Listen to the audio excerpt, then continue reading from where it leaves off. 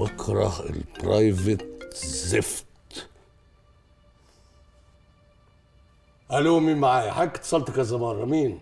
استاذ موسى، افتح درج المكتب اليمين يا استاذ موسى. نعم.